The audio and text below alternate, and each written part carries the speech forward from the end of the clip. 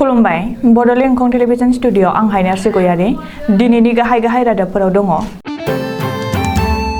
BTR गोरोबथानि 5.3 दफा बायदियै सनितपुर आरो बिश्नाथ जिल्लानि बर'फोरनो हानि मोनथाय होनायखौ थाबैनो मावफुंजोबनांगौ बुंदों दिपेन बर'। बिजनी फानबारियाव 2022 मायथाइयाव मेट्रिक आनजाद होनो गोनां फरायसाफोरखौ लोगो हमना सावरायदों। आसामाव माब्लाबाबो खा इमप्लिमेन्ट जाहोआ। मोनसे फिसा फ्लेटजों 29 बिगा हाया रुजुजाया। आसामनिफ्राय लांखारजानाय 9 लाइमोन सेंग्रा सिख्लाफोरखौ गुजरातआव बोखांबाय। डक्टर हिमन्त बिश्व शर्मानि बेरेखायै बरपेटा सदर थानायाव एजाहार। उत्तराखन्डआव लामा जाब्रबथायजों 11 जिउ खहा आरो 2 जोखोम। दानिया फैदो आबुं रादाबाव।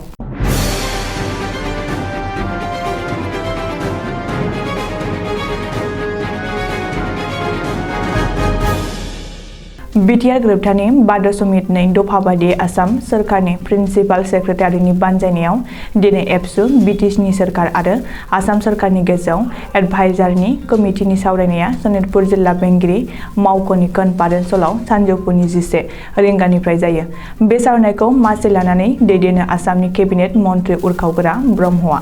बे सावरायनायाव गाहायै सनितपुर आरो बिश्नाथ जिल्लानि गाहाय जेंना महरै बर'फोरनो हानि मोनथाय होनायनि खामानिफोरखौ गोख्रै खालामनायजों लोगोसे सनितपुराव थांनाय 3 फेब्रुवारिनिफ्राय 18 फेब्रुवारिनि गेजेराव हियारिं जानायाव गासै गं 45 एफआरसि आरो सा 334 बेक्तिक दाबिदार आरो गं 66 कमिउनिट दाबिदार हियारिंफोरखौ सप्तासेनि गेजेरावनो खालामनांगौ आरो जायफोर सुबुंफ्रा 13 दिसेम्बर 2006 मायथाइनि सिगाङावनो दंमोन नाथाय गुबुन जाहोनाव एप्लाइ खालामनो थालांदोंमोन बिसोरखौबो गोदानै एप्लाइ खालामनायनि खाबु होनांगौ होननानै एबसुनिफ्राय दाबि खालामो आरो हियारिं फैजायै सुबुंफोरनो डाटाखौ आबुङै गथायनाय जायो।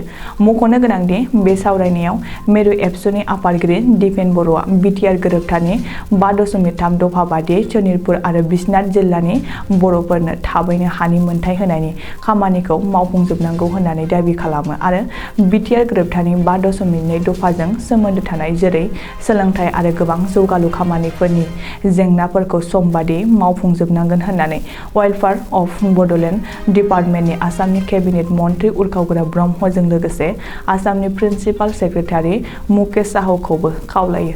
मिथिनो हानाय बादिब्ला बिश्नाथ जिल्ला बेंगिरि मावख'आव दिनै जुथुमनाय बे सावराय जुथुमाव बिटिआर सोरखारनिफ्राय गाहाय मावफुं सोद्रोमा प्रमद बर', लेङाइ गाहाय गबिन्द बसुमतारी, हाग्रा बिफाननि मावफुं सोद्रोमा रन्जित बसुमतारी, बिकेडब्लिउएसिनि गाहाय मावफुं सोद्रोमा मिहिनेश्वर बसुमतारी, लेङाइ गाहाय रमिय नार्जारी, सनितपुर आरो बिश्नाथ जिल्लानि जिल्ला बेंगिरि, मोन्नैबो जिल्लानि डिएफअ, मोन्नै जिल्लानि एडिसि, रेभिनिउ आरो डिसास्टार मेनेजमेन्ट एडुकेसन, मोन्नैबो जिल्लानि डिभिजनेल फरेस्ट अफिसारफोरा बिटिसिनि प्रिन्सिपाल सेक्रेटारि नरेन चन्द्र बसुमतारी, बर' थुनलाइ आफादनि गाहाय नेहाथारि प्रशान्त बर' आरो मिरु एबसुनि थान्दै हानजाया बाहागो लायो। दुलाराय बर' फरायसा आफादनि आदब आरो गुन गोनां सोलोंथाइनि मावथांखि mission skill and quality education नि हाबाफारि बायदि बिजनी दखरा एबसुनि सिङाव थानाय फानबारि दालाइ एबसुनि आफादगिरि सानसुमा ब्रह्मनि मेल दैदेननायाव मिरु जिल्ला आरो दखरा एबसुनि बिथोन बायदियै 2022 मायथाइयाव मेट्रिक आनजाद होनो गोनां फरायसाफोरनो मेट्रिक आनजादाव मोजां नम्बर लानानै उथ्रिसार जानायनि थाखाय गाहाम हामलायथि बावनायजों लोगोसे इयुनाव गुन गोनां सोलोंथाइ लाना सासे आखा-फाखा सुबुं सम्पद जानानै नखर, समाज, हारि आरो हादरनि सासे जाफुंसार सुबुं जानो थाखाय 10 थाखोआव फरायबाय थानाय साफ्रोमबो फरायसा फरायसुलि बिथांमोनजों गुवारै आरो गोथौयै सावरायलायनाय हाबाफारिखौ लानाय जायो। बे हाबाफारियाव गाहाय आलासि महरै बाहागो लायो चिरां जिल्ला दुलाराय बर' फरायसा आफादनि गाहाय नेहाथारि दिलीप कुमार बसुमतारीआ। बाहागो लाफायो नेहाथारि दैथुन खुंगुर बसुमतारी, सोलोंथाइ नेहाथारि थेबासन ब्रह्म, बाथ्रा दान्थे नेहाथारि पाकन बसुमतारी, थुरिबारि दालाइ आफादनि आफादगिरि मानगोनां देरहासार नार्जारी, बिजनी दखरा दुलाराय बर' फरायसा आफादनिफ्राय बाहागो लायो आफादगिरि लोमस्रां बसुमतारी, लोगो सोलोंथाइ नेहाथारि चिमान बसुमतारी, थुनलाइ नेहाथारि राजेश मुसाहारि, सुबुं फोनांजाब नेहाथारि मिजिं बसुमतारी, लोगोसे फानबारि दालाइ आफादनि मावथि सोद्रोमाफोर बाहागो लाना हाबाफारिखौ जाफुंनायाव हेफाजाब होयो। आसामाव माब्लाबाबो खा इमप्लिमेन्ट जाहोआ। बे बाथ्राखौ बुंदों आसुनि गाहाय बोसोनगिरि डक्टर चेमुजुल कुमार भट्टाचार्यआ नोगोरारि सोदांनाय आयेन एबा खाखौ जोबोर थाबैनो इमप्लिमेन्ट खालामगोन होनना मिरु नखर मन्थ्रि अमित शाहआ बानबुंथि होनायनि उनावनो चेमुजुल कुमार भट्टाचार्यआ कानि सायाव गोख्रों जासिफिनदों। मख'नो गोनांदि आसामाव का इमप्लिमेन्ट जाहोनाय नङा। सा-सानजा ओनसोला आयेन बेरेखा हाबसनफैनाय बांलादेशिफोरनि डास्टबिन नङा। आसाम गोरोबथानि 6 नं दफाखौ मावफुंनो नांगोन। दिनैसिम मोनसेबो सोरखारा आसाम गोरोबथानि दफाफोरखौ मावफुंनो हायाखै होननानैबो चेमुजुल कुमार भट्टाचार्यआ बुंदों। बबेखानि खानि सायाव आसुनि थासारिया अरायबो थियै थाबाय थागोन। आसामाव माब्लाबा खा कमप्लिमेन्ट जाहोआ आरो खानि हेंथायै सोमावसारनाया सोलिबाय थागोन होननानै आसुनि गाहाय बोसोनगिरि डक्टर चेमुजुल कुमार भट्टाचार्यआ खौरांगिरिनि सिगाङाव रोखायै फोरमायदों।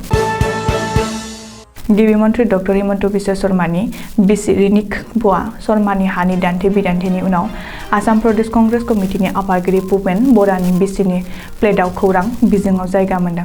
रायजोआव भुपेन बरानि बिसिनि मुङा थानाय प्लेटखौ लाना दान्थे-बिदान्थे जागायदों। बे समावनो प्लेटआबो आंनि मुङाव गैया, बिसिनि मुङावसो दं। साजा होयोब्ला बिसिखौ साजा होनो हागोन।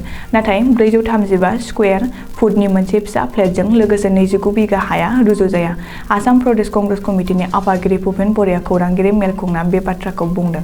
मख'नो गोनांदि भुपेन बरा आरो मन्थ्रि पियुष हाजरिकानि गेजेराव गोख्रों बानबुंथिनि दावहा सोलिगासिनो थानाय समाव भुपेन बराया बे बाथ्राखौ बुंदों। बबेखानि गावनि गोरोन्थि जानायखौ गनायनानै लानायजों लोगोसे बेनि थाखाय जरिमाना होनांगौ जायोब्ला होनो राजि होननानैबो भुपेन बराया खौरांगिरिनि सिगाङाव बुंदों। खामानि होनायनि मुङाव गुबुन रायजोआव लांखारजानाय आसामनि सा 8 लाइमोन सेंग्रा सिख्लाफोरखौ गुजरातनिफ्राय बोखांबाय। 22 नं एसएसबि बेटेलियाननि मददआव पुलिस बिफाना नायबिजिरना सा 8 लाइमोनफोरखौ गुजरातआव बोखांनो हायो। मिथिनो हानाय बादिब्ला गुबुन रायजोआव खामानि होगोन होनना दुथांफोरा लफायनानै सा 8 असमिया लाइमोनफोरखौ दरंगा लखिमपुरनिफ्राय गुजरातआव लांदोंमोन आरो गुजरातआव गुबुन एजेन्सिनो फानहैदोंमोन। नाथाय गासैबो लाइमोनफोरखौ बोखांना आसामाव लाबोफिनबाय। बोखांनो हानाय असमिया लाइमोनफोरखौ दिनै गुजरातनिफ्राय लाबोना कामाख्या रेल स्टेशनाव बोख्लायफैनाय जायो होननानै सुलुङाव फोरमायदों। आसामनि गिबि मन्थ्रि डक्टर हिमन्त बिश्व शर्मानि बेरेखायै बरपेटा मण्डल कंग्रेस कमिटिया समबारखालि बरपेटा सदर थानायाव एजाहार होदों। बे एजाहार होनायनि गुबै जाहोनानो जादों थांनाय 11 फेब्रुआरि खालि उत्तराखन्डनि बिसायख'थि रेलिआव बाहागो लानानै गिबि मन्थ्रि डक्टर हिमन्त बिश्व शर्माया राहुल गान्धी एबा गान्धी फोलेरखौ लानानै माखासे अजद होजाथाव बानबुंथि होदोंमोन। अदेबानि बे बिथिङाव तेलेंगानानि गासै 800निबो बांसिन थानायाव हिमन्त बिश्व शर्मानि बेरेखायै एजाहार होखांबाय।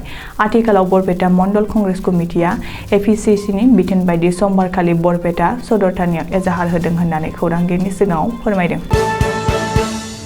उत्तराखन्डनि कुमाऊं ओनसोलाव हाजोनि लामाजों खारबाय थानाय गंसे गारिया मंगलबारखालि फुंनि समाव हाजोनि गाहायाव गोग्लैलांनानै गोख्रों लामा जाब्रबथाय जादों। बे जाब्रबथायाव गासै 11 सुबुंनि जिउआ जायगायावनो जोबदों आरो सानैया गोब्राब जोखोम जादों।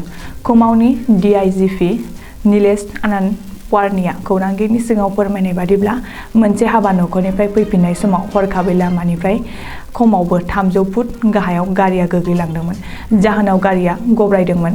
आथिखालाव बे जाथायनि सायाव भारतनि गाहाय मन्थ्रि नरेन्द्र मदिया थैनाय सुबुंनि नखरनो साफायाव 2 लाख रां आरो जोखोम जानायफोरनो साफायाव 50,000 रां अनसुंथाइ होनो थाखाय फोसावदों। मख'नो गोनांदि थांनाय अक्ट'बर 2021आव उत्तराखन्डनि भगेश्वर जिल्लायाव सोनाब बंगनिफ्राय थांनाय गंसे बासआ जाब्रबथाय जानानै 7 थैदोंमोन आरो 15 जोखोम जादोंमोन।